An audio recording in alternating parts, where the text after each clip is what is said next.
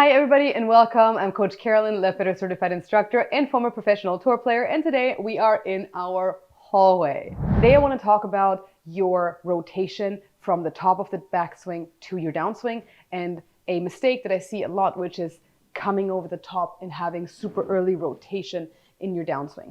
And that's something that we really got to fight. It's something that's very hard to get rid of, but it's also something that's very simple to train, and then you will be able to improve it quite a bit. It is basically changing your path to come more from the inside out, more, of a positive path if you were on a TrackMan than a negative path when you're coming from the outside in. So let's use our walls and make sure that we learn how to correctly swing with a neutral path, because that's really all we need.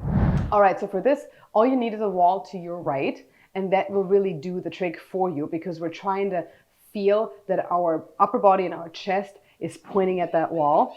So I'm going to have my mock set up here, and I'm kind of in the middle of the hallway right here. So you can stand about 1.5 feet away from your wall, even if you don't have a hallway like this. And I'm going to cross my arms because that's what I like to do. And then I'm going to turn back and I'm going to put my hands on the wall. And why I'm doing this is because I want to make sure that my chest right here is facing the wall, because that's really going to help us with that 90-degree turn. And I also want to make sure that I'm not turning fully, right? As you can see, I'm not facing the wall. My shoulders aren't level. My shoulders are tilted. So I'm turning around my own axis, right? I'm just turning, and my left knee almost goes a little bit more forward. My left knee does not come in. And I'm going to cover this in another video here, because that's also a really important point. We want to make sure that we establish our spine angle. This is the spine angle right here, this tilt, and that we're rotating around that and getting our left shoulder under it. We're not losing that spine angle and that hip tension. So again, that's another video. Make sure you watch it. Again, here, we're going to turn and we're going to have our chest face this wall. Our left shoulder will be lower than our right shoulder. And also, since our chest is facing the wall, our back is facing this wall. So now what I want to do is I want to make sure that as we're starting down, you see how I'm starting to shift, I'm starting to go down, my hands stay on that wall.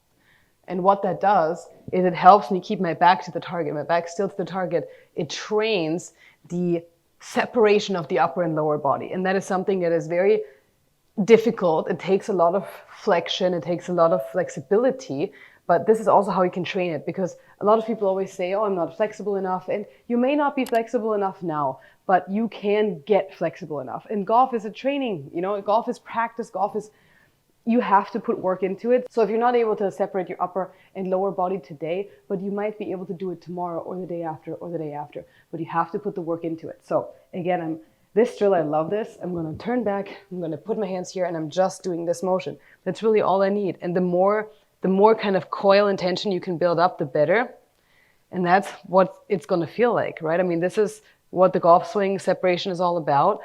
I got to say, it does feel like there's coil, there's tension, but that's what we want to have. And then you kind of let go and you let your arms come down, and you'll see that your arms are going to be pulled down regardless. Because what happens when people come over the top, they turn back, and the first thing that happens is their right shoulder comes. And you see how my chest is already towards this wall, my back is towards the other wall. That's what you don't want. You want to turn back, and you want to keep that chest to this wall, back to that wall. And you just transition. And you do that little squat that you always see the pros do. And then you just are able to explode and face this wall fully. So first, we're facing the back wall. And then we'll keep facing the back wall until we are releasing to the front wall. And this is really one of my favorite drills, because it improves upper and lower body separation, it trains flexibility, and it will give you so much more power in your golf swing. So make sure you train this at home. All you need is a wall. Any wall will do. No excuses. Go do it and see how your golf swing will improve. Can't wait to see you guys next time.